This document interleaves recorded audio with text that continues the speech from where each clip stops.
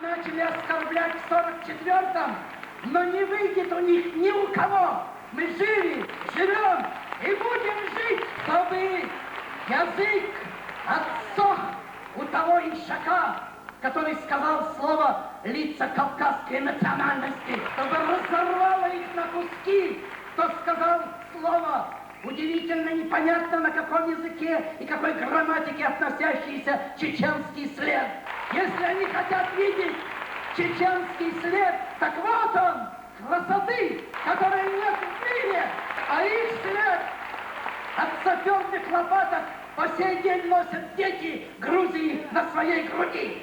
Я боюсь, чтобы у меня не было здесь третьего инфаркта, но радость меня переполняет, когда я вижу и дышу этой прекрасной нашей кавказской температурой.